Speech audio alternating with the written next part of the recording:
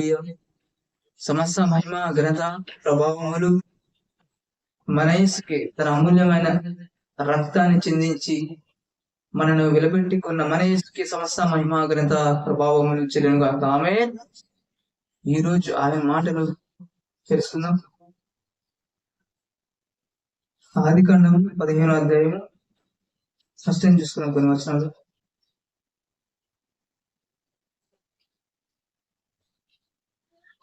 ఇవి జరిగిన తర్వాత యెహోవా వాక్యము అబ్రహామునకు దర్శనమందు వచ్చి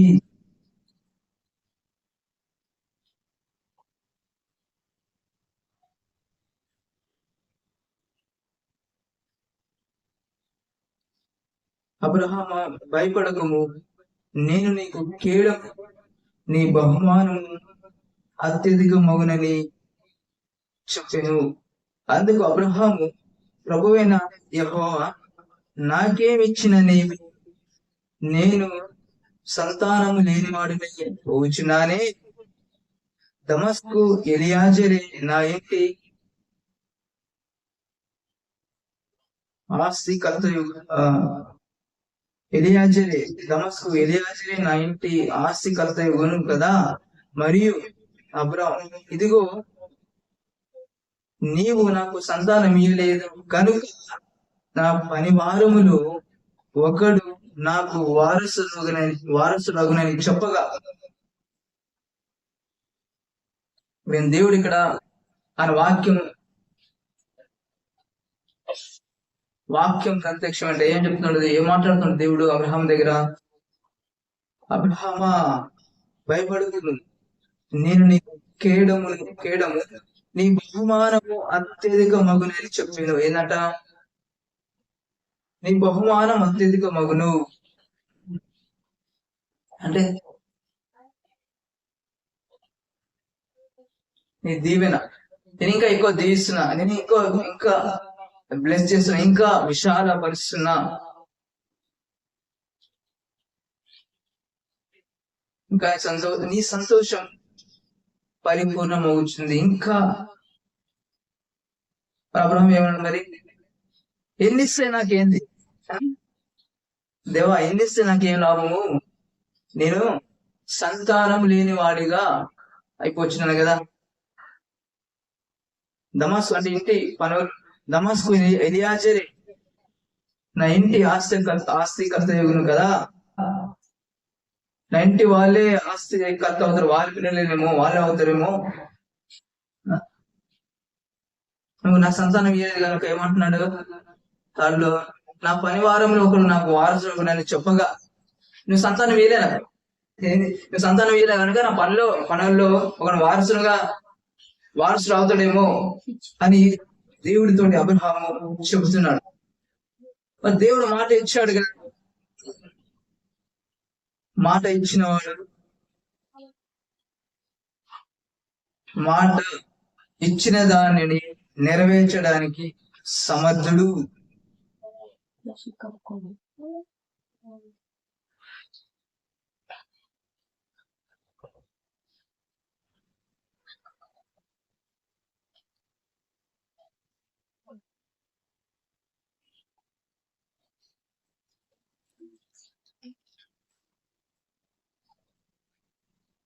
దేవుడు మాట ఇచ్చినాడు, ఫస్ట్ 12 ఇస్తాడు కదా.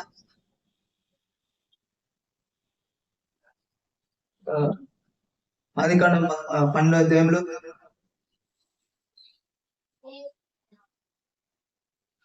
నిన్ను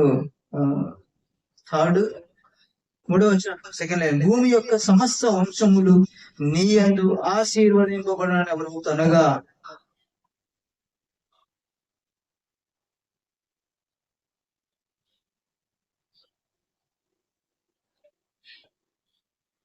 తర్వాత నెక్స్ట్ 7వ వచనం చూద్దాం. యెహోవా అబ్రహామునకు ప్రత్యక్షమై, నీ సంతానమునకు నువ్వు దేశం ఇచ్చేదనని చెప్పాను. అతడు ఏమన్నాడు ఇక్కడ? నీ సంతానమునకు అంటే దేవుడు చెప్పుకుంటూ వస్తా, నీ సంతానం ఇస్తానని అర్థం నీకు, అంతే కదా. నీ సంతానం అంటే నీలో నుంచి వచ్చిన వాళ్ళకి, నీలో నుంచి వచ్చిన సంతానానికి ఈ దేశాన్ని ఇస్తా అని చెప్తున్నాడు దేవుడు. నువ్వే అనేక మందికి ఆశ్రయం కనుగొంటావు. పైన చెప్పిన భూమి యొక్క సమస్త వంశులు నీ యందు నీ సంతానం మూలం ఆశ్రయం పడుతుందని చెప్పాడు ఆయన కదా. ఆయన అబ్రాహాముకి ఆయన కూడా తన శరీరం చూసుకుని అవిశ్వాసం ఉండేది కదా. అందుకే ఇక్కడ ఏమంటాడు, ఇక్కడ ఎన్ని శ్రేయం రాకున్నాడు, నేను సంతానం లేని వాడుగా వచ్చినాను కదా. పని వాళ్ళు కొన్ని పిల్లలైన వారసులు అవుతాడేమో అని చెప్తున్నా అబ్రహాం దేవుడితోటి.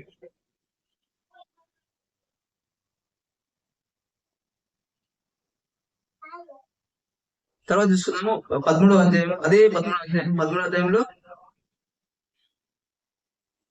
14 లోతు అబ్రహామును విడిచిపోయిన తర్వాత యెహోవా ఇదిగో నీ కన్నులెత్తి నీవు ఉన్న చోటు నుండి ఉత్తరపు తట్టు, దక్షిణపు తట్టు, తూర్పు తట్టు, పడమర తట్టును చూడుము. ఎందుకనగా నీవు చూచుచున్న ఈ దేశమంతటిని నీకును నీ సంతానముకును సదాకాలం ఇచ్చేదను, మరియు నీ సంతానమును భూమి మీద నుండి రేణువుల కంటే విస్తరింపచేసేదను. ఎట్లనగా ఒకడు భూమి మీద నుండి రేణువులను లెక్కించగలిగిన నీ సంతానమును కూడా లెక్కించవచ్చు. పైన ఇచ్చాడు కదా దేవుడు, ముందు చెప్పుకుంటూ వస్తాడు. అరే అసలు ఎట్లా అంట, ఇసుక ఒక్కరిని కాదు, ఇసుక రేణువుల కంటే ఎక్కువ సంతానం అబ్రహాము ఇస్తా అని చెప్తున్నాడు దేవుడు కదా, వాగ్దానం చేశాడు. ఒకవేళ ఏంటంట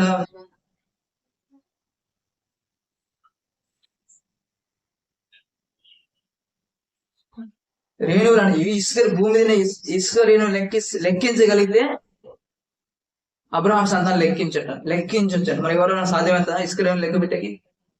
ఇసుక రేణువులు అంటే అంత సంతానాన్ని ఇస్తా అని చెప్పుకుంటూ వచ్చాడు అబ్రహాం. దేవుడు మాట ఇచ్చిన దేవుడు మాట తప్పుడా? తప్పడు ఆయన. మాట ఇచ్చిన వాడు ఖచ్చితంగా మాట ఇచ్చేది ఆయన, నెరవేర్చేది ఆయన. మనమంతా కేవలం ఏం చేయాలి? నమ్మాలంట. ఆ ఊరికే ఉండే ఆయన కార్యాలు చూడాలి. అయితే ఇక్కడ దేవుడు మరి చెప్పాడు కదా, అబ్రహాం మాట అన్నప్పుడు మరి పనవలే ఉండిపోతాడు, ఒకటి వారసుడు అవుతాడు నాకు అన్నప్పుడు దేవుడు ఏం మాట్లాడుతాను చూద్దాం.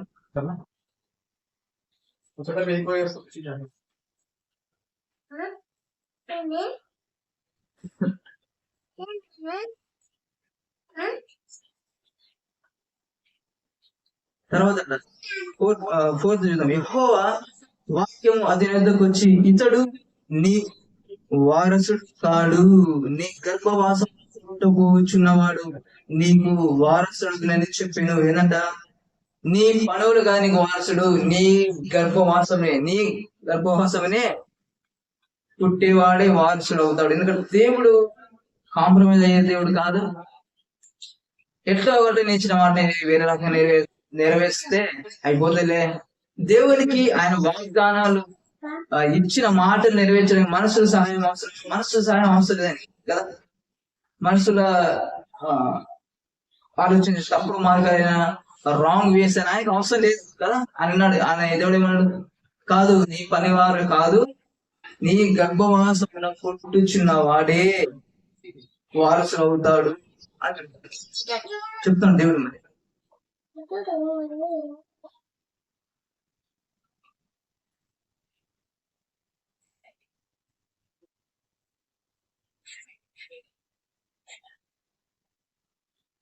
మరి మరియు ఆయన వెలుపలికి అతడు తీసుకొని వచ్చి, దేవుడు అంట అబ్రహాం తీసుకొచ్చాడు బయట తీసుకొచ్చి, నీవు ఆకాశం వైపు తేరు చూచి నక్షత్రములను లెక్కించుటకు నీ చేతనైతే లెక్కించుమని చెప్పి,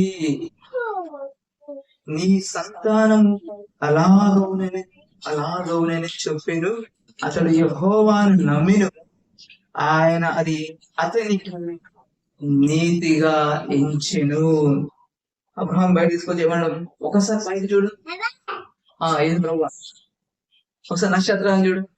చూశాను, అవి ఈ ఆకాశ నక్షత్రాలు ఎలాగున్నాయో నీ సంతానం అలాగ ఉండిపోతుంది నీ సంతానం చెప్పాడు అబ్రహాంతో. లెక్కించు, నీ చాదైతే లెక్క పెట్టు, ఆకాశం నక్షత్రాలు ఎన్నో లెక్క పెట్టు. నీ సంతానం అలా ఉంటది, ఆకాశ నక్షత్రాలు ఉందని చెప్తున్నాడు దేవుడు అబ్రహాముని. ఆయన మాట ద్వారా బలపరుస్తాడు. అతడు యెహోవా నమ్మాను, అది అతనికి నమ్మాడంట అబ్రహాం. దేవుడు చెప్పిన తర్వాత మన ఎదురు మాట్లాడు కదా, నమ్మేస్తారు. ఈ రోజు కూడా చాలా మంది రాంగ్ రూట్ లో పైకి రావాలని, లంచాలు ఇచ్చి మోసాలు చేసి డబ్బు సంపాదించాలని రకరకాల మార్గాలు ఎంచుకుంటారు, రాంగ్ వేస్ ఎంచుకుంటారు. కానీ అవసరం లేదని మనం జాబ్ కోసం ఫేక్ సర్టిఫికేట్ పెట్టడం, ఫేక్ సర్టిఫికేట్ సంపాదించడం, ఇవన్నీ మనకు అవసరం లేదు కదా. రాంగ్ రూట్స్ అవసరం లేదు. అప్పుడు రాంగ్ రూట్ ట్రై చేస్తాడు, కానీ దేవుడు చెప్పాడు అవసరం వద్దు, అవసరం లేదు, నీ మూలంగా నేను ఏదైతే మాట ఇచ్చానో దాన్ని నెరవేరుస్తాను. మాట ఇచ్చిన ఆవిడ సముద్రం ఆయన ఇచ్చిన మాట ప్రకారం ఆయన అనుకున్న సమయంలో ఆలస్యం అని కాదు, కానీ దేవుడు అంటూ ఒక సమయాన్ని ఫిక్స్ చేసి ఒక టైం ఏర్పరిచేటాడు. ఆయన ఏ సమయానికి ఇవ్వాలనుకున్నాడు, ఎప్పుడు ఇవ్వాలనుకున్నాడు, అప్పుడు ఖచ్చితంగా ఒక్క సెకండ్ కూడా ఆలోచించి ఆయన ఇస్తాడు. అప్పుడు అనుకున్నారు ఏజ్ అయిపోతుంది కదా, ఏజ్ అయిపోతుంది ఇంకెప్పుడు ఇంకా అంటే కొద్దిగా ఉంది అవిశ్వాసం. కానీ అయినా కూడా దేవుడి మాట ద్వారా అర్థమైందంట, అతడు యెహోవా నమ్మిన అతనికి నీతిగా ఎంచబడింది. దేవుడు మాటేనంట మనకి. ఈ రోజు మనకి ఏది ఆధారం ఉండదు ఇస్తాం. మనకి మన కష్టం మీద మనం ఆధారపడుతుందని, మన జ్ఞానం మీద మనం ఆధారపడుతుందని కదా. మనం తీసుకున్న నిర్ణయం మీద ఆధారపడకూడదు. మనం తీసుకున్న నిర్ణయాలు ఎలా ఉండాలంటే ఆ దేవుడి మాట మీదే ఆధారపడి ఉండాలి. నిజంగా దేవుడి మాట అంట మనం రాంగ్ రూట్ లో వెళ్ళకుండా కరెక్ట్ సరైన రూట్ లో వెళ్తాము. ఇంకోటి దేవుడి వాక్యమే మనకు బలం. మనం అవిశ్వాసానికి వెళ్ళకుండా దేవుని మాట మనకు బలము. అబ్రహాము మాట ద్వారా బలం తెచ్చుకున్నాడు, దేవుని మాట ద్వారా. లెక్కించు ఆకాశ నక్షత్రాలు లెక్క పెట్టగలిగితే లెక్కించు, నీ సంతానం అలా ఉంటుంది. ఇప్పుడు 3-4 టైమ్స్ చెప్పుకుంటూ వచ్చాడు కదా, మళ్ళా చెప్పాడు. ఎందుకంటే అబ్రహాము ఆ శరీరం చూసుకుంటే నమ్మశక్యం కాదనమాట.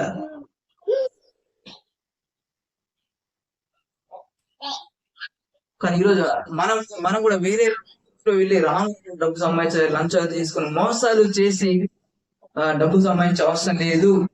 ఎందుకు? ఆయన దేవుడు మాట ఇచ్చిన వాడు నెరవేర్చ ఎన్నో వాగ్దానాలు మన కోసం ఉన్నాయి.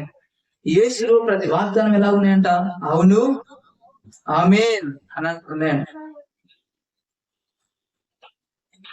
కానీ దేవుడు కూడా లోతు ఎప్పుడైతే ఇక్కడ చూసుకుంటే ఒకసారి 15th అధ్యాయం, లోతు ఎప్పుడైతే వేరైపోతాడు అప్పుడు అబ్రహామా నీ బహుమానం అత్యధికంగా మాట్లాడతాడు వచ్చి. అంటే దేవుని ఉద్దేశం ఏంది? బంధువుల నుంచి, స్నేహితుల మధ్య నుంచి, అన్ని బంధువులకి వదిలిపెట్టాడు కదా. లోతు ఆ లోతు ఎప్పుడైతే దూరం అయిపోయాడు అప్పుడు ఆయన వచ్చి అబ్రహామా నీ బహుమానం అత్యధికమవును. ఒక్కోసారి అనుకున్నాం, ఒక్కోసారి ఎందుకు అబ్రహాం అనుకుండొచ్చు, అరే ఆయన మాట అర్థం చెప్పకుండా ఏమి చెప్పకుండా వచ్చినా కూడా ఇంకా ఆయన కలగదేమో, మరి ఏది అయిపోయింది కదా సంతానం కలగదేమో అని అట్లా అనుకున్నాడు. కానీ లోతు నుంచి వేరేనా కాలే, నీ బంధువుల నుంచి అన్నాడు కదా, బంధువు నేను పెట్టు. దేవుడు నిజంగా మాట వేసి ఆ మాట ప్రకారంగా నెరవేర్చాడంట. అది మాట మనం నమ్మాలి, ఆయన చెప్పిన మాట వినాలండి. బంధుని వదిలిపెట్టినప్పుడు బంధుని వేసుకోవాలి. లోతు నేను పెట్టుకొచ్చినాను కదా. ఎప్పుడైతే లోతు వేరుగా వెళ్ళిపోయాడు అప్పుడు వచ్చి ఆయన వాక్యం, దేవుడు అంట ఆ వాక్యం ద్వారా మాట్లాడాడంట, అబ్రహామా నీ బహుమానం అత్యధికమవును. అప్పుడు తర్వాత ఏమి సేమ్ నాకు ఎలా పన్నుడే వారసుడు కాదు, నీ గర్భవాసమే వచ్చిన వాడే వారసుడు అవుతాడు. ఒకవేళ నక్షత్రం లెక్కించగలిగితే లెక్కించు, అట్లా ఉంటుంది నీ సంతానం చెప్పాడు. అందుకే కొందరు ఎందుకు దీవించబడ్డారంటే, ఎందుకు దేవుడు చెప్పిన మాట ప్రకారంగా నడుచుకోవడం. బంధువులు వదిలేసిమన్నాడా, బంధువులు దూరంగా ఉండమన్నాడా, స్నేహితులు దూరంగా ఉండమన్నా, ఉండాలంటే ఎప్పుడేమిటే అంటే ఆయన మాట మన పని నెరవేర్చిందా జరిగినప్పుడే జరుగుతుంది. మనం ఏం చేస్తాం, మనమే దేవుని వాగ్దానాలు ఏం చేస్తాము, ఒక్కోసారి లేట్ అయితే మన వల్ల దేవుడు అసలు ఆయన లేట్ చేయడు, ఆలస్యం చేయడు, అలక్ష్యం చేసేవాడు కదా ఆయన. అబ్రాహామే రోజు పంపించకుండా ఏం చేశాడు, వెంట పెట్టుకొచ్చాడు కదా, లేదా ముందే మాట్లాడాడు దేవుడు. కానీ లోతును పెట్టుకొచ్చాడు, రోజు ఎప్పుడైతే దూరం అయినప్పుడు అప్పుడు వచ్చి మాట్లాడుతున్నాడే.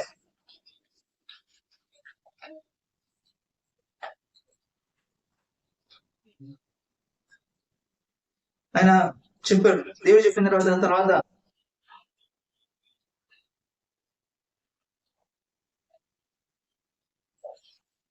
తర్వాత నెక్స్ట్ అలాగే 16 16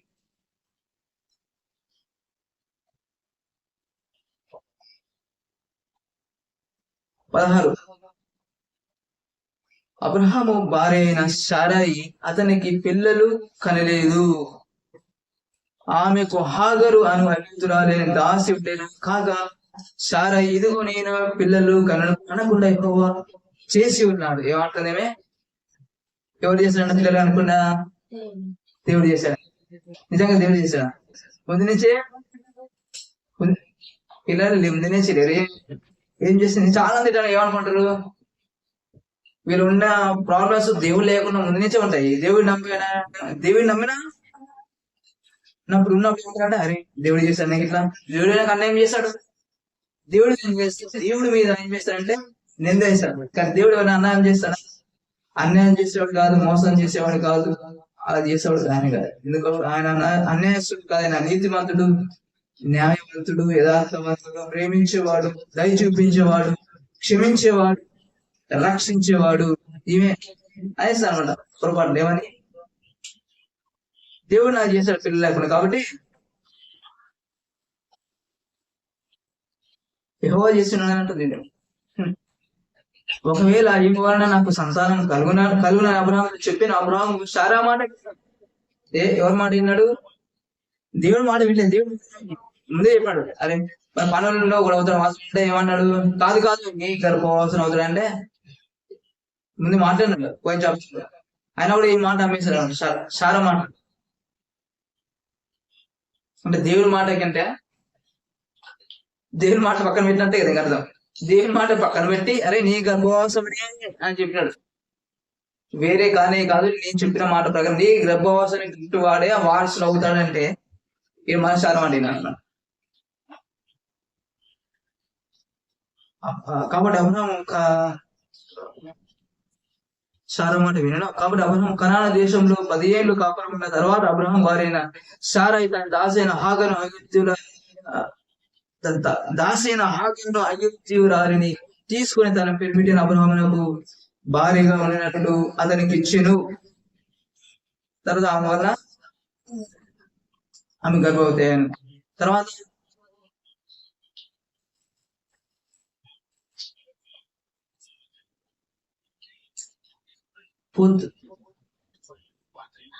అతను హాగరుతో పోయినాడు. అతను అది గర్భవతి ఆయన, అది తాను గర్భవతి నైతినని తెలుసుకున్నప్పుడు దాని దాసురాలు దాని దృష్టికి నీచమైన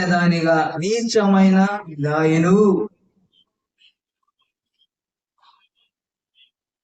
అప్పుడు శారయి ఆమె ఇట్టేస్తాయి, నా అవసరం తగలనికి నిన్న నా భర్తనేస్తే నన్ను ఇట్లా చూస్తావా నేనే అని అట్లా ఉండదు. దేవుని మాట మీద దేవుని మాట వెళ్ళకుండా పిచ్చి పిచ్చిగా సుందరం చేస్తే ఏమవుతుంది, ఇట్లానే అవుతుంది. లేనిపోని కష్టాలు, లేనిపోని సమస్యలు, లేనిపోని అవమానాలు తెచ్చిన పరిస్థితి ఎందుకు వస్తుందంటే దేవుడి మాట వినకపోతే.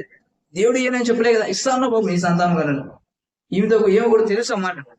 కానీ దేవుడి మాట కొద్దిగా వీళ్ళు కూడా కదా అవిశ్వాసాలు ఉన్నారు. వీళ్ళు కూడా కొన్ని దేవుడు చెప్పినాడు, కొన్ని పార్టీ చెప్పినాడు విన్నారు, కొన్ని వినలే, మధ్యలో అవిశ్వాసం పడ్డారు.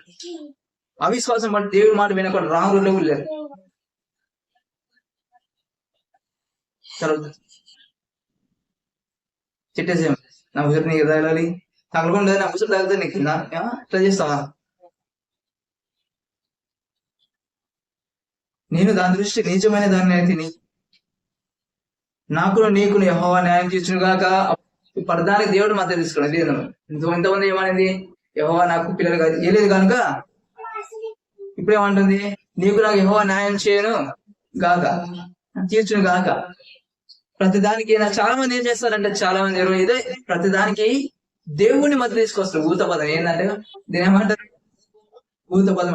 అక్కడ ఇజ్రాయేల్ ఏమంటది, ఇజ్రాయేలు ఈ టైంకి రేపు ఈ టైంకి నువ్వు బయలు ప్రభుత్వం చంపించావు కదా, ఏలియాకి వార్నింగ్ ఇస్తుంది. రేపు ఈ టైంకి నీ పరిస్థితిగా వాళ్ళు ఒక్కడిగా అవ్వకపోతే దేవుడు నాకు గొప్ప ఏమంట అపాయం కలుగుజేయను. దేవుని మధ్యలో తీసుకొస్తారు ప్రతిదానికి కదా. దేవునికి వాళ్ళకి రిలేషన్షిప్ ఉండదు. ఏమంటారు, వారు చేసిన పనికి దేవుడికి సంబంధం ఉండదు. దేవుడు చెప్పకుండా వారి ఇష్టాసనం సొంత నిర్ణయం తీసుకుని, తప్పుడు నిర్ణయం తీసుకుని ఏం చేస్తారు తర్వాత భూతపరం ఏది ప్రధానికి దేవుడు న్యాయం తీర్చును కాక. ఆమె దేవుడు నాకు గొప్ప అపాయము. ఏలియాకి దేవునికి సంబంధం ఉంది. ఏలియాకి దేవుడు కనెక్ట్ అవుతుంది. దేవుడు మాట ప్రకారంగా చేస్తున్నాడు. దేవుడు అంత సొంతంగా ఏం చేయలే. ఏం ఇష్టానుసారంగా దేవుడు ఏర్పరచుకున్న ప్రవక్తనే అంటూ నేను చంపేస్తా టైం వరకు ఉండ నువ్వు అంటూ మన దేవుని మధ్య తీసుకొస్తాం. ఇక్కడ ఏమైంది, ఇక్కడ శారా అసలు దేవుడు చేయలే. ముందు నుంచి పిల్లలు లేరు కనుకనే దేవుడు ఇస్తా అని చెప్పి వీని ఎంచుకున్నాడు. ఈమెమంటే దేవుడు నాకు యెహోవా నాకు పిల్లలు లేకుండా చేశాడు. తర్వాత ఇక్కడేమో చేసేసి అబ్రహాంతో ఆమె 10 మందిని ఇచ్చేసి తర్వాత ఏమంటది, నవ్వు నీకు తగ్గుతుంది ఎట్లా చేసినావు, దేవుడు న్యాయం తీర్చును కాక. ఏమంటది ఇక్కడ, యెహోవా న్యాయం తీర్చును కాక, నాకు నీకు యెహోవా న్యాయం తీర్చును కాక అని అబ్రహాముతో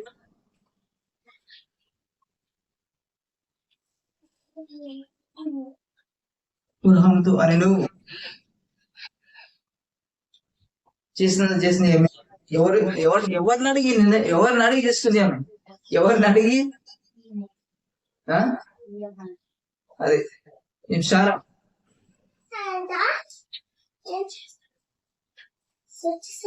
ఎవరిని అడిగి అప్పుడు ఆమె ఎవరిని అప్పచెప్పింది. దేవుడిని అడిగింది, ఒక్క మాటను అడిగింది దేవుడిని. లేదు, సొంతంగా తీసుకుని సొంతంగా అన్ని చేసేసి అంతా అయిపోయిన తర్వాత ఏమంటుంది, దేవుడు న్యాయం చేశాడు. అప్పుడు దేవుడు అంటే ప్రత్యక్షమై అమ్మ సారా ఎవరి మాట విన్నావా నువ్వు, నా మాట విన్నావా, నేను చెప్పింది విన్నావా, నేనేం చెప్పాను, నేను మీ గర్భావస్థని ఇస్తా చెప్పినా కదా, నువ్వు సొంతంగా ఆలోచించి నువ్వు నిర్ణయం తీసుకుని నీ న్యాయం తీర్చదేంది, చేసుకున్నారు మీచు చేసుకున్నావు కదా అనేసి కదా దేవుడు అనలే. చాలా మంది ఇలా చేస్తారు, ప్రతి చేసేవాని చేస్తారు అన్ని దేవుని మీద కదా, చేస్తాను వీళ్ళని చేసేస్తారు. తర్వాత దేవుడు న్యాయం తీర్చును కాక. చాలా ఏం చేస్తారు ఇట్లా మ్యారేజ్ గురించి ఏంది, మ్యారేజ్ కి అన్ని ఏ క్యాస్ట్ ఉండాలి, ఏ కలర్ ఉండాలి, ఇంకా ఎంత జీతం, ఏ జాబ్ చేయాలి, ఎంత సంపాదించాలి మొత్తం మంది రాసేస్తే లాస్ట్ ఏమంటారు ఇంకా దేవుని చిత్తం జరుగును కాక. దేవుని చిత్తం జరగాలి, దేవుని చిత్తం జరగాలంటారు. ఈ రాసేస్తారు ఇంకేం దేవుని చిత్తము. దేవుని చిత్తం అంటే ఏంటంట, ఒక వైట్ పేపర్ తీసుకుపోయి దేవునికి ఇవ్వడమే, అంతే కదా. అదే దేవుని చిత్తం. అన్ని మనమే చేసేసి ఆఖరికి దేవుని చిత్తం జరగాలి. దేవుని చిత్తం చేసేవాడిని చేసేది అని దేవుని చిత్తం. ఏమి చేయకుండా ప్రతి ఒక్కటి దేని ఆధారపడి అప్పగించుకోవడం, అది దేవుని చిత్తం. అంటే ఇవి ఆమె చేసి తర్వాత దేవుడు న్యాయం తీర్చుకున్నాడు. అంటే చేసే మోసం చేసింది, చేసే రాంగ్ తప్పుడు పని చేసి ఇప్పుడు దేవుడు న్యాయం తీర్చాడు. ఇప్పుడు దేవుడు అవసరం వచ్చింది. ఎందుకు, ప్లాన్ ఏమైంది, రివర్స్ అయింది అన్నమాట. అనుకున్నది ఒకటే అయ్యింది ఒకటి అన్నమాట కదా. అందుకని ఈమెకేమైందంటే ఊరిలాగా అయిపోయింది. ఇప్పుడు ఊరిలాగా మారినాడు. దేని వ్యతిరేకంగా చేస్తుంది కదా దేవుడు. నీ సంతానం మనకి ఇస్తా అంటే ఏమేమి రాంగులు లేనప్పుడు ఆమెకి ఏం అది రివర్స్ అయిపోయింది కదా.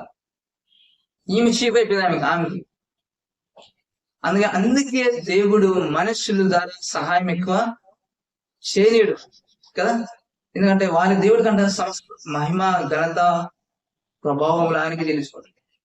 మనుషుల ద్వారా చేయాలి, మనుషుల ద్వారా హెచ్చించాలి దేవుడు అనుకోడు. ఆయన హెచ్చిస్తాడు.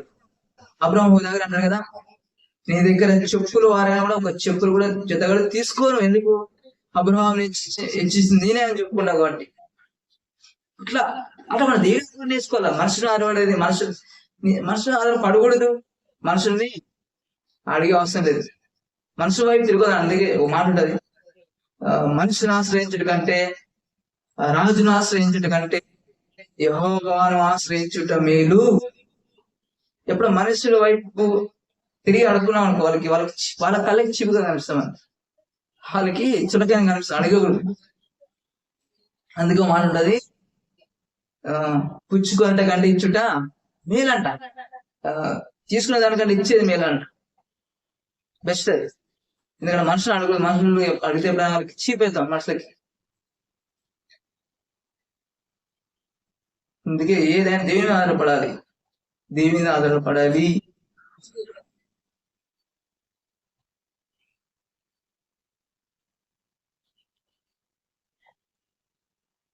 అందుకే ఆయన ఆధారపడితే ఎంత స్థితికైనా, ఎంత గొప్ప స్థితికైనా, ఎలాంటి స్థాయిలకైనా తీసుకొని వెళ్ళగలడు.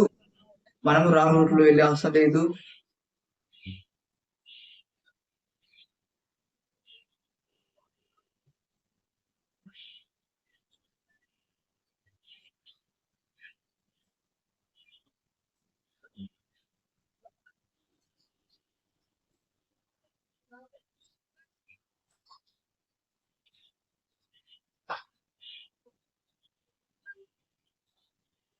తర్వాత 70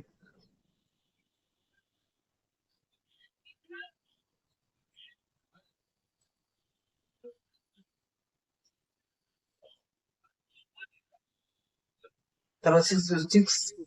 అందుకు అబ్రహాం, ఇదిగో నీ దాసి నీ చేతిలో ఉన్నది, నీ మనసు వచ్చినట్లు దాన్ని చేయమని సారాయితో చెప్పాను. సారాయి మాట అనగానే ఏమంటున్నాడు అబ్రహాము, ఇదిగో నీ చేతిలో నీ ఏమని చేసుకో, నీ ఇష్టం, నీ ఇష్టం ఆమె ఇష్టం, నీ ఇష్టం ఆమె ఇష్టం, ఏమని చేసుకో, నీ చేతిలో నీ ఇష్టం చేసుకోపో అని శాఖకు అప్పగించేసాడు అబ్రహాం.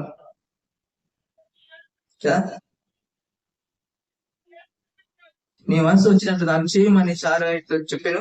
సారాయి దాన్ని శ్రమ పెట్టినందున ఆమె యొద్ద నుండి అది పారిపోగా, ఇది అబ్రహాం ఏమని, నీ చేతిలో ఆమె ఇష్టం ఏమని తీసుకో అనగానే ఆమె శ్రమ పెట్టిందని, ఇబ్బంది పెట్టారు. ఆమె ఎస్కేప్ పారిపోతుంది. ఆమె సారా పారిపోతుంది అనమాట. ఇంకనే అబ్రహాం ఆమె చాలా అయిపోయినట్లయినా మీరు కదా ఉంది కాబట్టి ఆమె పారిపోయింది. లేకపోతే 20 అట్లుండదు కదా కథ మార్పు. వేరే వాళ్ళంతా షారు పారిపోతున్నాయి కానీ ఈమె పారిపోయింది. ఎందుకంటే షారు వైపు ఉన్నాడు కాబట్టి అబ్రహాం ఆయన అన్ని బాగానే అంటాడు. అబ్రహాం అన్ని ఏది చెప్పినా అన్నిటికీ రైటే. తర్వాత చెప్పినాడు, సరే నీ ఇష్టం ఏమని తీసుకో, ఆమె జీవితం ఏమని ఇష్టం అన్నాడు అంతే.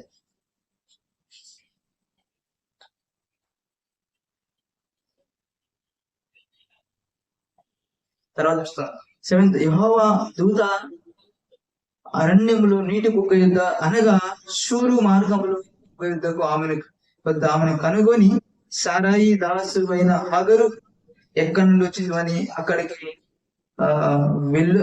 ఎక్కడి నుంచి వచ్చితివి, ఎక్కడికి వెళుచున్నామని అడిగినందుకు అది, నా యజమానుడు ఆయన సారాయి యుద్ధ నుండి పారిపోవచ్చున్నాను. అప్పుడు యెహోవా దూత, నీ యజమానురాలి వద్దకు తిరిగి వెళ్ళి ఆమె చేతి క్రింద అణిగి ఉండమని దానితో చెప్పాను. ఏమంటుంది ఆమె లేదు సరే, ఆమె పెట్టే ట్రాన్స్ఫర్ భరించలేక పారిపోతున్నంటే ఏమంటుంది యెహోవా దూత ఏమంటున్నాడు, పారిపోయేది కానీ ఆమె చేతి కింద వెళ్ళి ఆమె చేతి కింద ఉందని చెప్తున్నాడు. ఇది వేరే ఉంటే ఏమంటారు, రివర్స్ అయిపోతారు కదా. ఓ టార్చ్ భరించలేక పారిపోతుంటే మళ్ళీ మళ్ళీ ఆమె కింద వెళ్ళమంటావు, ఆమె చేతి కింద ఉంటావు అని రివర్స్ అవుతారు కదా. ఆమె టార్చర్, ఆమె ఇబ్బంది పెట్టినదని పారిపోయింది. మళ్ళా యెహోవా దూత అంటే యెహోవానే దేవుడే మళ్ళీ ఆమె కిందే ఉండు అని చెప్తున్నాడు అంతే. ఇక్కడ అనిగి ఉండు, ఆమె చేతి కింద అనిగి ఉండు. మరియు యెహోవా దూత నీ సంతానమును నిశ్చయముగా విస్తరింప చేసేదను, అది లెక్కింప వీలైనంత విస్తారమవునని దానితో చెప్పాను. దేవుడు మాట్లాడుతున్నాడు. దేవుడు ఏమని, నీ సంతానం కూడా నిశ్చయంగా నిన్ను కూడా ఈ సంతానం విస్తరింపజేస్తాను, లెక్కింప కానంత విస్తారం అని దానితో చెప్పినాడు. అది లెక్కింప వీలు లేనంత విస్తారమవునని దానితో చెప్పాను. 11 మరియు యెహోవా దూత, ఇదిగో యెహోవా నీ మొరను వినెను, నీవు గర్భవతిపై ఉన్నావు, నీవు కుమారుని కని అతనికి ఇష్మాయేలు అని పేరు. అతడు అడవి గాడిద వంటి మనుష్యుడు, అతని చెయ్యి అందరి చేతులు అతని చేతికి విరుద్ధంగా ఉండును. అతడు తన సహోదరులు అందరి ఎదుట నివసించునని దానితో చెప్పగా, అది చూచుచున్న దేవుడు నీవే అని పేరు తనతో మాట్లాడుచున్న యెహోవాకు పెట్టిన. ఇలా నన్ను చూచిన వారిని ఎక్కడ చూస్తున్నా, నేను ఇక్కడ చూచుతుని కదా అని అనుకోని. ఈమె దగ్గర దేవుడు మాట్లాడి, నీ సంతానం విస్తరణ చేస్తే లెక్కించలేని విధంగా చేస్తానని చెప్పాడు. ఎప్పుడు దేవుడు మాట్లాడినాడు, ఏమన్నాడు, నువ్వు వెళ్ళి ఆమె దగ్గర ఉండి వెళ్ళి ఆమె చేతి కింద ఉన్నా చెప్పాడు. ఆమె వెళ్ళిపోయింది. మరి తర్వాత 70 అబ్రహాము 99 ఏళ్ళ వాడైనప్పుడు యెహోవా అతనికి ప్రత్యక్షమై, నేను సర్వశక్తి గల దేవుడను, నా సన్నిధిలో నడుచుచు నిందారహితుడవై ఉండుము, నాకును నీకును మధ్య నా నిబంధనను నియమించి నిన్ను అత్యధికముగా అభివృద్ధి పొందించదనని అతనితో చెప్పాను. అసలు దేవుడు మాట్లాడిన ప్రతిసారి ప్లస్ చేస్తూనే ఉన్నాడు. అబ్రహామా నీ కేడము నీ బహుమానం అత్యధికం అగును. ఇక్కడ ఏమంటున్నాడు, ఇక అబ్రహం ఏమైనా తక్కువ ఉందా, దీవెన ఏమైనా తక్కువ ఉందా? అసలు అబ్రహాము లోతు కలిసి నివసించాలి అంత దీవెన అంట. ఇద్దరు కలిసి, అందుకే వాళ్ళు ఫస్ట్ కాపర్లకి వీళ్ళ ఫస్ట్ కాపరి గొడవ వచ్చి ఎందుకు గొడవపడ్డారు అంటే వాళ్ళు ప్లేస్ సరిపోవట్లేదు, ఆ ప్రాంతమే సరిపోవట్లేదు, అంత బ్లెస్ చేశాడు. చాలా అంటారు, ఏమంటారంటే ఎప్పుడు దీవెన గురించేనా, ఇప్పుడు దీవెనలు ఏం చెప్తారు. ఇప్పుడు ఏంటంటే మనకి ఏం చెప్పాలి మరి, దేవుడు ఆయన ప్రత్యక్ష ప్రతిసారి అబ్రహాం మాట్లాడిన ప్రతిసారి దీవిస్తా ఆ మాట తప్ప దేవుడి నోట్లో ఏమైనా మాట వచ్చిందా? అందుకే ఆయన ఏది చెప్పించాలా మరి, తిట్టాలా అని అట్లా అంటాడు ఇట్లా అంటాడు, నీ పని అయిపోతే ఇంకా మాటలే కదా అని తిట్టాలా మరి? దేవుడు అలాంటి దేవుడు కాదాయన. అబ్రహాంతో మాట్లాడిన ప్రతిసారి దీవిస్తాను అంటున్నాడు. నీ కేడం అత్యధిక ఇక్కడ ఏమన్నాడు, సర్వశక్తి గల దేవుడను నా సన్నిధిలో నిందారహితంగా. ఇక్కడ చెప్పాడు. అక్కడ ఈ మాట ఎక్కడ చెప్తున్నా, స్టార్టింగ్ చూసుకుని ఎక్కడ చెప్పలేదు. దేవుడు అంటే మనం చేయగలిగినప్పుడే ఆ మాట చెప్తాడు కదా. ఆ దేవుడు చెప్పినప్పుడు అంట చేయడానికి శక్తి కూడా ఇస్తాడు. ఎన్నో మిస్టేక్స్ ఉన్నాయి అబ్రహాంలో కూడా. దేవుడితో నడుస్తున్నాడు, ఎన్నో మిస్టేక్స్ ఉన్నాయి. సొంతంగా నీళ్ళని తీసుకున్నాడు, సొంత ఆలోచనతో పడిలేస్తూ విశ్వాసంలో బలపడుతున్నాడు అబ్రహాం కూడా. ఎందుకంటే దేవుడు రాగానే పర్ఫెక్ట్ అవుతారా? ఎవరు దేవుళ్ళు నడుస్తూ ఇప్పుడు చిన్న పిల్లవాడు ఉన్నాడు, పుట్టంగానే నడిచేస్తారా? నడిచేస్తాడు. కొన్ని టైం పడుతుంది, దానికి టైం పడుతుంది. ఫస్ట్ ఏం చేస్తాడు, ఫస్ట్ గోడ పడతారు కదా, అసలు కూర్చోడం సరిగ్గా రాదు, ఎంతో టైం పడుతుంది నడవడానికి. ఫస్ట్ గోడ పెట్టుకుని నడుస్తాడు. అట్లా అంటే మనం కూడా దేవుని నిలబడి నిందారాయితం ఉండాలంటే, మనం ఈ ఆత్మ ఫలాలు మనకు కనిపించాలంటే ఒక రోజు అయిపోతుంది. అబ్రహాంకి అవ్వలేదు. విశ్వాసంకు తండ్రి అబ్రహాం కదా, అబ్రహాం మించిన వాళ్ళు ఎవరు లేరు ఇంకమ్మా. అసలు అబ్రహాం సంతానంలో యేసు వచ్చాడు. ఆయన విశ్వాసంకు తండ్రి, ఆయనే పడుతూ లేస్తూ ఎన్నో సంవత్సరాలు నడుస్తూ ఉన్నాడు. దేవుని వదిలిపెట్టలేదు, దేవుడు కూడా అతనే వదిలిపెట్టలేదు. అబ్రహామే సొంతంగా వస్తాడు భయపడి దేవుడు మాటకు వ్యతిరేకంగా చాలాసార్లు పోయాడు, కానీ దేవుడు తిరిగి తెచ్చుకున్నాడు. అట్లా మనం కూడా దానికి టైం ఉండదు. ఒక్క రోజునే పరిశుద్ధంగా అయిపోతారా? అది కాని పని ఎవరి వల్ల కాదు, మనిషి వల్ల. దేవుడి వల్ల మనం ఆయన నడుస్తుంటే ఒక చిన్న పిల్లవాడు ఎలాగ మార్పులు వస్తా ఉంటే మనం కూడా ఆయన సాహసం చేస్తూ నడుస్తుంటే మనం కూడా విశ్వాసంలో అన్నిటిలో బలవంతులుగా అప్పుడు అనేక మంది ఆయన రాజ్యములకి చేరుస్తామంట. ఆమె అప్పుడంట ఆకాశంలో మెరిసే జ్యోతుల్లాగా తయారవుతాం. అట్లా స్టార్స్ ఆ స్థాయికి వెళ్ళాలంటే దానికి టైం ఉంటుంది, ప్రధాన టైం ఉంటుంది అనమాట. ఏదో ఒక రోజులో ఏదో అవ్వదు. చాలా మంది అనుకుంటారు, ఏమనుకుంటారు, బాక్సం తీసుకోవడానికి పరిశుద్ధంగా ఉండేసి ఒకేసారి అయిపోయి అప్పుడు తీసుకోవడం బాక్స్ అనుకుంటారు చాలా మంది కదా. అట్లాంటి ఎవరు వల్ల కాదు తీసుకోవడం కదా. రక్షణ ఉచితంగా వచ్చిందే. హృదయంలో విశ్వసించి నోటి తోపుకుంటే రక్షణ అనేది మన క్రియను బట్టి రాలేదు. ఏదో మనం పరిశుద్ధంగా ఉంటేనో ఇవన్నీ కాదు, కానీ దేవుడు ఉచితంగా రక్షణ ఉచితంగా ఇచ్చాడు. ఫ్రీ ఆయన పరలోకాన్ని ఫ్రీగా ఇచ్చాడు, రక్షణ ఉచితంగా ఇచ్చాడు. హృదయం విశ్వసించి నోటి తోపుకుంటే ఆయన సొంత రక్షణ అంగీకరిస్తే చాలంట. అర్హత ఆయన వల్ల వచ్చిన అర్హత మన విధేయత వల్ల, మన క్రియల ద్వారా కాదు. దేవుడిని ఆయన విధేయత ద్వారా, యేసు ద్వారా రక్షణ కదా. చాలా మంది బాప్సం తీసుకోరు, చాలా మంది సాక్రిమెంట్ అసలు తీసుకోరు. ఇంకా ప్రభువుల్లో ఆశీర్వాదం తీసుకోవాలని భయము. దానికి ఏంటంటే మన మీద మనం ఆధారపడదంట, మన మీద మనం ఆధారపడద్దు. మన వైపు, మన శరీరం వైపు మనం చూసుకోదంట. దేవుడు మాట వైపు, ఆయన వైపు చూస్తూ ముందుకు సాగినప్పుడు మనం అత్యధిక విజయం పొందుకుంటామంట. మన వైపు మనం చూసినంత కాలం మన పైకి రావండి. ఎప్పుడైతే దేవుని వైపు చూస్తామో, పేతురు తన వైపు దేవుడి వైపు చూసినంత సేపు మునిగిపోలేదు. ఎప్పుడైతే దేవుడి వైపు చూడకుండా చుట్టూ పరిస్థితుల వైపు, ఆ తుఫాను వైపు, ఆ సముద్రం వైపు, ఆ అల ఎప్పుడైతే చూసాడు భయం వచ్చిందంటే, ఆ భయపడి ఏం చేశాడు, అవిశ్వాసంతో మునిగిపోయాడు. ఇంకా అప్పుడు ఏమంటాడు దేవుడు, అల్ప విశ్వాసి, ఎందుకు సందేహపడితివి? మన విశ్వాసం అనేది తప్ప నీతి ఆత్మీయుడు అయిన వాడు మన ఆయన పిల్లలకు మనం ఏంటంటే మనం పనిచేసేది ఒకటే అంట. మనకి ఏం చేస్తాం, విశ్వాసమే.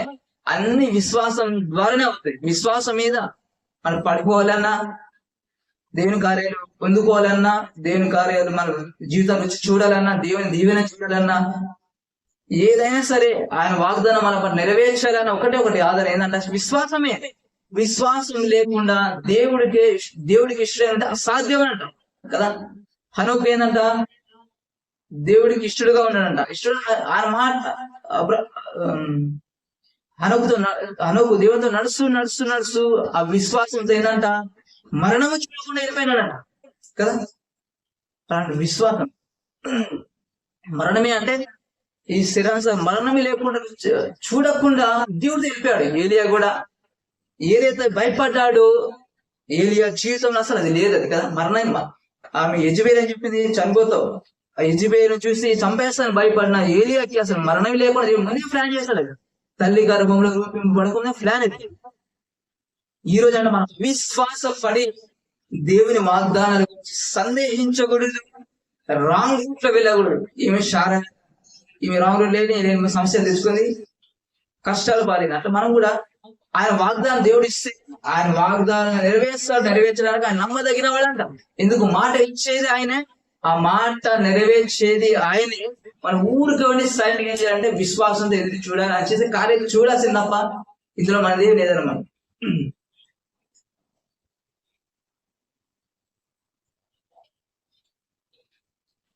నాకును నీకును మధ్య నా నిబంధనను నియమించి నేను అత్యధికముగా అభివృద్ధి పొందించేదని అతనితో చెప్పాను. ఎక్కడైనా దేవుడు ఇదే అంటాడు, అరే దీవిస్తా, హెచ్చిస్తా, విస్తరింపజేస్తాను, అత్యధికంగా అభివృద్ధి కలిగిస్తా అని చెప్పాడు తప్ప ధర్మశాస్త్రం రాకముందు. ఎక్కువ దేవుని మాట ఇలా ఉండే అంటే ఆయన బలపరిచేవాడు, దీవించేవాడు, హెచ్చించేవాడు, పడిపోయిన వాడు లేవనెత్తువాడు, గాలిని కట్టేవాడు, మాటేవాడు, స్వస్థపరిచేవాడు, వెళ్ళిపోయిన ఎముకలైనా సరే బ్రతికించే దేవుడి. ఈ నోట్ నుండి ఏంటంటే చూసా, శాపం శపితమైన మాట దేవుడు మాట్లాడండి. అందుకే మనం కూడా అంట నీతి మంత్రులు ఏం పలకాలంట, నీతి మంత్రుల నోట్లో ఏమున్నది తెలుసా, ఆశీర్వాదం ఉండదు తప్ప శాపంతో కూడిన మాట దూషించొద్దంట. మరి ఆశీర్వాదం అంటే దీవించాలి, మనుషులను బ్లెస్ చేయాలి, ఆశీర్వాదం శపించాలి, దూషించడం ఇలా చేయగలం మనం కూడా. ఎందుకంటే ఆయనలాగా మనం, ఎందుకంటే ఆయన పోలిక చేయబడ్డం. మనం ఇంకా ఏంటంటే నీతి మంత్రం కాబట్టి, నీతిగా ఉంటే నీతి రాదు. మన ముందే యేసు రక్తము ద్వారా మన నీతి మంత్రులుగా చేయబడ్డాం కాబట్టి, నీతి మంత్రులు అన్నప్పుడు మన ఏదంట ఫలాలు కనిపిస్తాయి. ఆమె నీతి మంత్రులు అన్నప్పుడు ఆ ఫలాలు కనిపిస్తాయి అన్నమాట. అందుకే మనం కూడా దీవించాలంట, మనుషులు ప్లస్ చేయాలంట. ఎందుకు ఈరోజు సంఘం అనేది ఎందుకు చాలా మంది దరిద్రంలో, అప్పుల్లో, మరణ భయము, రోగాలు, ఇవన్నీ ఎందుకు అంటే మరి దేవుడు చెప్పకుండా సొంతంగా దేవుడు చెప్పకుండా శపించడం, తిట్టడం ప్రజల్ని ఇట్లా చేస్తున్నారు కాబట్టి వాళ్ళ కుటుంబాల్లో సక్సెస్, దీవెన, ఆశీర్వాదం కనిపించదు, ఆరోగ్యం కనిపించదు కదా. ఏది చేసినా, వ్యాపారం చేసినా, బిజినెస్, అన్ని నష్టాలు, కష్టాలు, సమస్యలు, అనారోగ్యాలు, మరణాలు, అకస్మాత్ యాక్సిడెంట్, ఇవన్నీ జరుగుతాయంటే ప్రీచింగ్ అలాంటిది, వినేది అలాంటిది కాబట్టి, శపితమైన బోధ వింటున్నారు కాబట్టి. దేవుడి బోధ కాదు. దేవుడు చూస్తే ఇక్కడ చూసిన చెప్పించాడు ఆయన. ఎన్నిసార్లు అబ్రహాం కనిపించిన ప్రతిసారి దీవిస్తున్నాడు తప్ప వేరే మాట్లాడాలి. ఎన్నో మిస్టేక్స్ ఉన్నాయి అబ్రహాంలో కూడా. తిట్టాడా, తో చేశాడు, అరే నేను చెప్పినా నేనట్లు, నేను ఏందో నాకు అవసరం లేదు, నువ్వు నీ భార్య సొంతంగా నేను తీసుకుని ఏమేమి ఇష్టానుసారంగా చేసుకుంటున్నారు, మధ్యలో నన్ను తీసుకొస్తున్నాను, యెహోవా న్యాయం చేయను, నీకు నాకు మళ్ళా ప్రధాన నా మీద ఆధారం చేస్తున్నారు, నా మీద నిందేస్తున్నారు. వాళ్ళు ఇంకా నిందేస్తున్నారు. దేవుడు మీద చేస్తున్నారు ఏమని, యెహోవా నాకు సంతానం లేకుండా చేశారు. మరి దేవుడు ఆయన మనుషులకు తెలియనా, ఫీల్ కదా ఆయన. దేవుడు కూడా అసలు అన్ని చేస్తాం, మనకు కూడా తెలియదా దేవుడు. ఆయన ఇలాంటి దేవుడు, భూత వర్తమాన భవిష్యత్తు కాలాలు అన్ని తెలిసిన దేవుడు అంట. మనం అనుకుంటాం దేవుడు మనని పిలుచుకోక మునిపే, ఏర్పరచుకో మునిపే మన గురించి అన్ని ఎరిగినవాడు ఆయన కదా. భూత వర్తమాన భవిష్యత్ కాలం తెలుసు ఆయన. ఏం మనం చెప్పే అవసరం లేదు. ఆ ప్రభా నేను ఇలాంటి చెప్పే అవసరమా అని తెలుసు. మనం అనుకుంటాం ఇది ఆయన తెలియదు అని చెప్తాం, కానీ ఇదంతా ఎట్లా నుంచి వచ్చిందంటే ప్రాక్టీస్ చేసిన వాళ్ళు చూస్తాం అందరినీ. వాళ్ళు ఒప్పుకుంటారు కానీ మనం కూడా ఒప్పుకుంటాం, కానీ ఆయనకు అన్నీ తెలుసు కదా. మోషే కూడా ఏమంటాడు, చూస్తే నేను నత్తుని అంటాడు. అయితే ఏదంటాడు, నత్తుడైతే ఏదైతే మన ఇరిమి ఏమంటాడు, నేను బాలుడను, నేను తల్లి గర్భంలో రూపింపబడకు నేను ఏర్పరచుకుంటాను అంటే ఏమంటాడు, నేను బాలుడు అంటాడు. దేవుడు ఏమంటాడు, ఆ మాట నువ్వు అనదు, నేను బాలుడు అనదు, నేను అన్న మాట నువ్వు అన్న ఏమన్నా అంటాం. మనం కూడా అదే దేవుని మాట పలకాలి తప్ప ఏదో మన ఆవేశంలో ఈ శరీరానికి వచ్చే ఆలోచన పలుకోకూడదంట. సొంత మన శరీరం చూసి పలికేయకూడదు. అబ్రహాం అదేనాడు కదా, అబ్రహాం కూడా అరే నాకు ఎక్కడ పిల్లలు ఆడతారు, పనుల్లో ఇక్కడ వారసుడు ఉంటాడేమో. శరీరం చూసుకుంటే వృద్ధాప్యంలోకి వచ్చారు కాబట్టి, ముసలిగా అయిపోతున్నారు కాబట్టి నమ్మలేకపోయినంట అబ్రహాం. దేవుడు ఏమన్నా మరి మన మాట అంటే మాట లేదు, నీ సంతాన మూలంగానే నీ ఉపవాసమని వస్తాడు. దేవుడు ఖచ్చితంగా బల్లకి చెప్తాడు అన్నమాట. అంతే ఆయన ఒకసారి మాట వేస్తే మాట వెనక్కి తీసుకుంటా ఇంకో దగ్గర ఉంటది చూపిస్తాను. నిజంగా అబ్రహాంతో ఆ రోజు ఒక మనిషి రూపంలో వచ్చి మాట్లాడేవాడు అంటే ఎవరితో, అబ్రహాము దేవుడు అంట. అంత సాహసం అబ్రహాము దేవునితో కలిగి ఉన్నాడు. మరి ఎంత ఆశ్చర్యం సార్ తెలుసా, 3 మనుషులు ఒకసారి వచ్చారంట దేవుని దగ్గర. దేవుడు కలిసి ఎందుకంటే ఆ దేవుళ్ళ మనసు చూడలేము, మనం చూస్తే దేవుళ్ళలాగా బ్రతుకుతామా? ఒక సూర్యుని దగ్గరేది మనం ఉంటాం, ఆ సూర్యుని దగ్గరగా. దేవుడు అంటే ఎట్లా అంటే ఆయన కోటి సూర్యులు కానీ తీసుకోగలవాడు అంట. ఆయన చూసి మనిషి బతకడు కాబట్టి ఆయన ఏంటంటే మనిషి రూపంలో వచ్చాడు.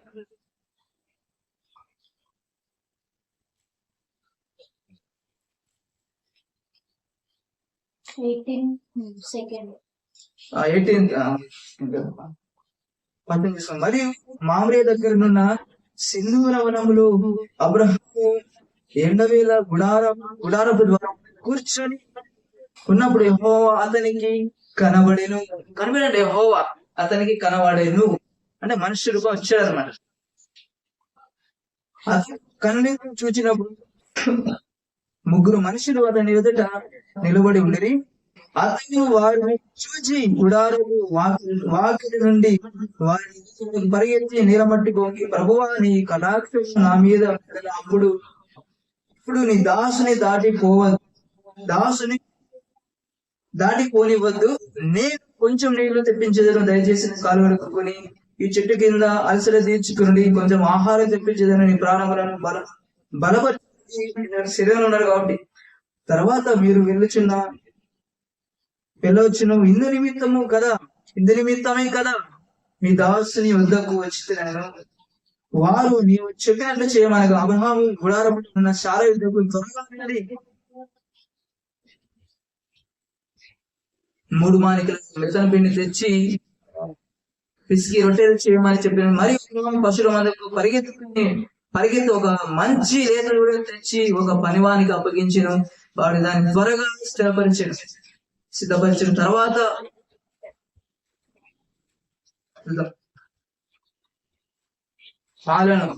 పాలను తాను సిద్ధం చేయించిన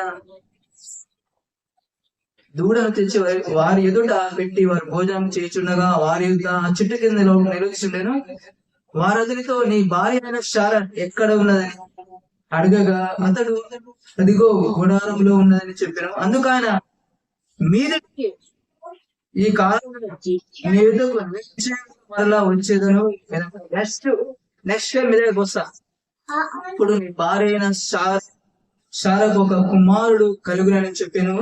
శారా ఆయన వెనుక నుండి నా గుడారమందు వినుచుండెను. అబ్రహాము శారా బహుకాలం గడిచి నా వృద్ధులే ఉందిరంట. ఏంటంటే ముసలాలు అయిపోయారంట అబ్రహాం శారా కదా.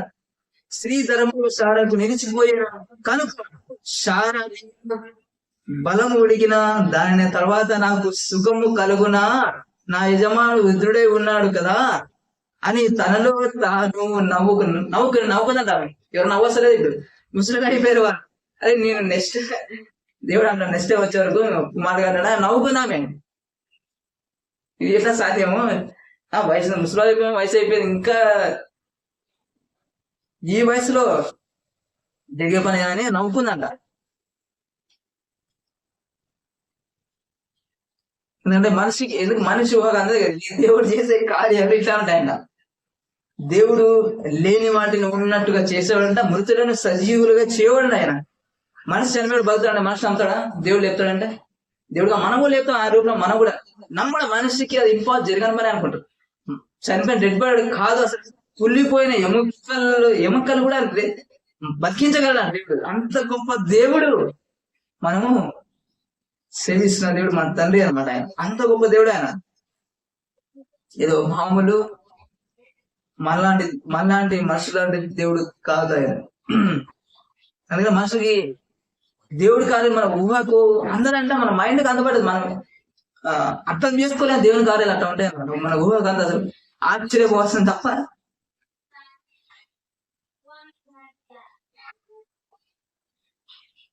తర్వాత చూస్తున్నాయి ఇక్కడ నవ్వుకుంది. అయితే జరిగిపోయిన అసలు చెప్పినా ఈ వయసు కుమారుడు అనేది ఏంది ముసలి అయిపోయిన తర్వాత అని నవ్వుకుంది అనమాట. శారాకు కుమారుడు కలుగునని చెప్పాను. వృద్ధుడు కదా, బహుకాలం గడిచిన వృద్ధులే ఉన్నది. స్త్రీ ధర్మము శారాకు నిలిచి పోయాను గనుక శారా నేను బలం ఉడికిన దాని తర్వాత నాకు సుఖం కలుగునా, ఆ యజమానుడు వృద్ధుడే ఉన్నాడు అని తనలో నవ్వుకొని మనం అంటుంది. అందుకే ఈ శరీరం చూసుకోవద్దని ఎప్పుడైనా దేవుడు మాట వచ్చిందా, ఈ శరీరంతో మన పని లేదు, మన జ్ఞానంతో మనకు పని లేదు. ఎందుకంటే దేవుని మాట ఫైనల్. మనది సత్యం ఏం చేస్తా, మనము చెప్పాల్సింది దేని మన శరీరం చూసి కాదు, డాక్టర్లు ఇచ్చే రిపోర్ట్ని చూసి కాదు, ఇదే మనకు ఆధారం, ఇదే, ఇది ఫైనల్, ఈ సత్యం. అవన్నీ వాస్తవాలు అవి కానీ సత్యం మాత్రం ఇదే. దీన్ని చూసి మనం నమ్మాలి. మనం ఏదో మనం ఆయన పొందిన దెబ్బల ద్వారా మనకు స్వస్థత కలిగిన ఆల్రెడీ మన స్వస్థత ఉంది. మనం ఆరోగ్యవంతం ఇది నమ్మాలి. అంతే మన అదే మంది డాక్టర్ రిపోర్ట్స్ చూసి అది ఉంది, నాకు ఇది ఉంది, షుగర్ ఉంది, బీపీ ఉంది అని చెప్పకూడదంట, లేదని చెప్పాలి. ఎందుకు? దేవుడు రాసి మనకి ఆయన భరించేస్తున్నారు, మనం ఎందుకు భరిస్తాం? ఆయన ప్రతి ఒక్క అనారోగ్యాన్ని శిలువలో భరించేశాడు 2000 సంవత్సరాల క్రితమే. ఆయన పొందిన దెబ్బల ద్వారా మనకు స్వస్థత కలుగుచున్నది, కలిగిన నిత్యముగా బల్లగుంది, నిత్యముగా మన రోగాలు భరించేశాడు. మనం ఎందుకు భరించాలి? అందుకే డాక్టర్ రిపోర్ట్స్ కాదు చెప్పి నమ్మాల్సింది మన దేవుడి మాటని. మనం అందుకే వాళ్ళకి నాకు షుగర్ లేదు, ఏది లేదు చెప్పండి, నేను ఆరోగ్యవంతుడని ఆమె పలకాలను. ఎందుకంటే మాట చెప్తాను, మనం నమ్మితేనే చెప్తాయి దేవుని విశ్వాసం చేతనే జరిగితే తప్ప అవిశ్వాసంతో జరగవు. మనం ఉంది షుగర్ బీపీ ఉంది అంటే పోదంటారు, మన పలకాలు లేదు తప్ప ఆమె ఈ మాట పలక. ఆయన పొందిన దెబ్బల నాకు స్వస్థ కలిగేను చెప్పాలంటే పలకాలంట. మనకు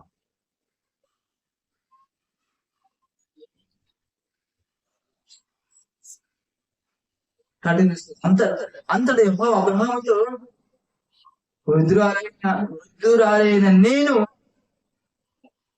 నిశ్చయంగా ప్రసవించేదినా అని సారా నవ్వనేలా? ఎందుకు నవ్వాలి? యెహోవాకు అసాధ్యమైనది ఏదైనా ఉన్నదా? వావ్, దేవుడు అంటే ఏమని, అరే నాకు అసాధ్యమైనది ఏదైనా, నాకు జరగంది ఏమన్నా ఉందా? నోటి మాటతో సృష్టించాడంట, భూమిని పునాదులు లేకుండా నిలిచిపెట్టాడు ఆయన. నాకు అసాధ్యం లేదని ఆయన అంటాడు. మన గ్రంథం మనకు అర్థం కాదు. దేవునికి అసాధ్యమైనది ఏది లేదు.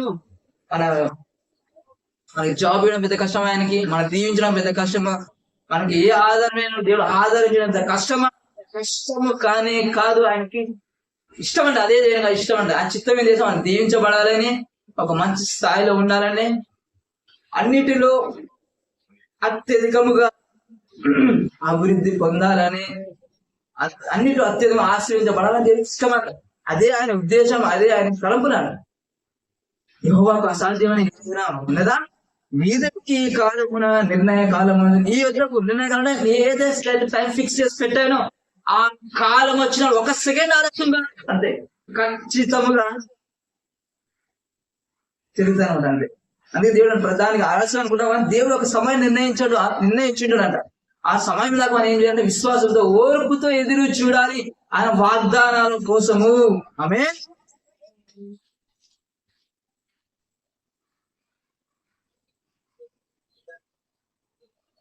అప్పుడు సారా మీదటి యెహోవాకు అసాధ్యమైన ఏదైనా ఉన్నదా? మీదటికి ఈ కాలమున నిర్ణయ కాలము నేను తిరిగి వచ్చేదను. అప్పుడు సారా కుమారుడు కలుగు. నేను సారా భయపడి నేను నవ్వలేదని చెప్పాను. నేను నవ్వలేదని చెప్పగా ఆయన అవును నీవు నవ్వితివా, నేను నవ్వేది మన నవ్వలేని చెప్తుంది దేవుడు. అందుకని నాకు ఈ రోజు అదే మాట్లాడుతున్నాడు, నాకు అసాధ్యమైనది ఏదైనా ఉన్నదా?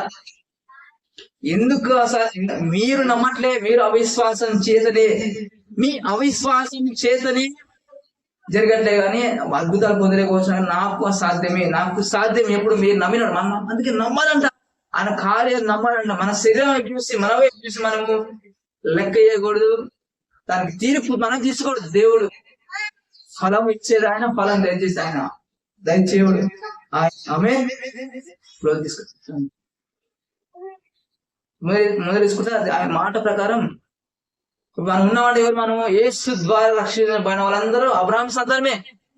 ఆ మాట యేసుని గురించి అబ్రహాంతో దేవుడు మాట చెప్పింది, నీ సంతానం ఆకాశ నక్షత్రాల కంటే. యేసును అంగీకరించిన వాళ్ళందరూ ఎవరు? అబ్రహాం సంతానం. మనం ఇప్పుడు యేసు అంగీకరించిన ఎన్ని కోట్లను మనం లెక్కించగలుగుతామా? వాళ్ళందరూ అబ్రహాం సంతానమే. ఆమె మన మాట నెరవేర్చి చూసినామా లేదా? మనం కూడా అబ్రహాం సంతానం. ఇప్పుడు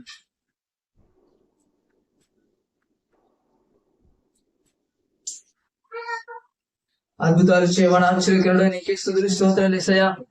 అవును యేసయ్యా, నీ మాటతో మాట్లాడు ప్రభు. అవును ప్రభు, మీరు అన్నారు నాకు అసాధ్యమైనది ఉన్నదా? అవును ప్రభు, మీకు అసాధ్యమైనది ఏది లేదు. నమ్ముట నీవని నమ్మువానికి సమస్తము సాధ్యమే అని చెప్పారు ప్రభువా. మేము అవిశ్వాస పడక మా శరీరం వైపు చూసి మా వైపు మేము చేసుకుని అబ్రహాం లాగా శారీరక నిర్ణయం తీసుకోకుండా మీరు దీవించే హెచ్చించేదాకా వాగ్దాన్ని నెరవేర్చేదాకా ఓపికతో విశ్వాసంతో ఎదురు చూడాలి. అవిశ్వాసపడి రాకుండా ఏదో మోసాలు చేస్తే లంచాలు చేసి పైకి రావాలి. చాలా మంది చూస్తున్నారు కానీ ఆలోచన విడిపించబడదురు కాక, నీ తలంపులే హృదయం కాక, వాళ్ళ మైండ్ లో నీ తలంపు కాక, నీ వాక్యమే హృదయం కాక ప్రభువా. నీ బిడ్డల కొంటూ మేము నీ వాక్యం ప్రకారం నడుచుకోవాలి, నీ ప్రకారం నడుచుకోవాలి. ఆ వాగ్దానం విశ్వాసాలు ఓపికతో మేము పొందుకోవాలి. అలా విశ్వాసం బలపరచమని అలాంటి మాటలు మాకు ఇచ్చారు. అందుకే బట్టి నీకు అనుకున్నాను ప్రభు, వేలాది కోట్ల వందనాలు. ప్రతి ఒక్క వాగ్దానాలు కూడా యేసులో అవును ఆమేన్ అనుకున్నాను ప్రభు. ఆ వాగ్దానాలను మేము అనుభవించదుం కాక నీ గొప్ప కార్యాలు మా కుటుంబంలో జరిగిన మహిమలో అత్యధిక మహిమలకు మేము వెళ్లేదు కాక ప్రభువా. నీ గొప్ప కార్యాలు, ఆశ్చర్యకార్యాలు, సూచక క్రియలు, మా కార్యాలు మా కుటుంబంలో జరుగును కాక, అనేక రక్షింపబడి నీ రాజ్యం చేర్చబడుతున్నా మా కుటుంబాలలో నీ మాటకి నీ వాక్యానికి వ్యతిరేకంగా ఉన్నవని వేళ్లతో పెరిగి వేయబడను గాక, వేళ్లతో పెకిలింపబడను గాక. నీ మాట చొప్పున మా జీవితాల్లో జరుగును, నీ వాక్యం ప్రకారంగా మా జీవితం నెరవేర్చబడను ప్రభువా. అంటే గొప్ప కార్యాలు చేయమని ఇంకా మా రాష్ట్రంలో మా దేశంలో శాంతి సమాధానం కలుగును గాక. నీ రాజ్యం చేర్చబడదు గాక. సైతం మన రాజ్యం కూలిపోలేక వేలతో పెకరింపబడను. నీ రాజ్యం విత్తబడను గాక, నాటబడను గాక. నీ రాజ్యం వ్యతిరేక పరిస్థితి వ్యతిరేకత వేలతో రాజ్య ఎలాంటి చట్టమైన ఎలాంటి మనుషులైన వేలకు పెరిగి వేయబడదు గాక. నీ చిత్తమే పరలోకం నీ చిత్తం నెరవేర్చబడిన భూమి మీద నీ చిత్తం నెరవేర్చబడిన గాక. నీతి మందులు పరిపాలించరు గాక. అలాగే మహారాష్ట్ర దేశాలు కూడా అకస్మాత్ యాక్సిడెంట్, అకస్మాత్ మరణాలను వారిని బంధించి గతించి లైఫ్ వేస్తున్నారు ప్రభావం. అలాగే ఎలాంటి చిన్న పిల్లల మీద ఎలా అత్యాచారం ఇవన్నీ వీటన్నిటి ఏసునామలో బంధిస్తున్న వాటిని ప్రభావ మీరు అలాగే ఏసునామలో మంచి వాతావరణం, మంచి పరిస్థితి, మంచి కాపుదలైన రక్షణ విడుదల చేసిన ఏసునామా. చిన్న పిల్లల చుట్టూ లేడీస్ చుట్టూ అయినా చిన్నపిల్లల చుట్టూ నీ కాపుదల, నీ దూతలకు రక్తంతో వారిని ప్రోక్షిస్తున్నా ప్రభువా. ఇలాంటి కార్యాలు ఇలాంటివి జరగకూడదు మా దేశంలో, రాష్ట్రంలో జరగకూడదు ప్రభువా. ఎవరికి అన్యాయం, ఎవరికి మోసం జరగకూడదు. చిన్నపిల్లలకి ఎవరికైనా ఇలాంటి పరిస్థితులు, వాళ్ళకి అన్యాయాలు, మోసాలు ఇలాంటి ఇవన్నీ జరగకుండా వాటిని బంధించి గద్దించి లైఫ్ పర్సన్ చేస్తున్నావు ప్రభువా. నీ చిత్తమే, నీ రాజ్యంలో అన్యాయం, మోసాలు ఇవన్నీ ఉండవాక నీ రాజ్యం మేము చూచుదుముగా, ప్రతి ఒక్కరు చూచుదురుగాక. నీ రాజ్యం చేర్చబడదురుగాక. ప్రతి ఒక్కరు రక్షింపబడదురుగాక. ఇలాంటి గొప్ప కార్యాలు చేయమని, ఇలాంటి గొప్ప కార్యాలు చేస్తున్నందుకు నీకే సమస్త మహిమ, ఘనత, ప్రభావం చేస్తూ నజరేయుడైన యేసు నామములో ప్రార్థన అడిగి జవాబు పొంది ఉన్నాము తండ్రి. ఆమేన్, ఆమేన్, ఆమేన్. మన తండ్రి అయిన దేవుని ప్రభుని కృపయు పరిశుద్ధాత్మ మనకు, మన కుటుంబాలకు సదాకాలం తోడేయండి. మన మహిమల నుంచి అత్యధిక మహిమలోకి మనం నడిపించును గాక. Amen, amen, amen. God bless.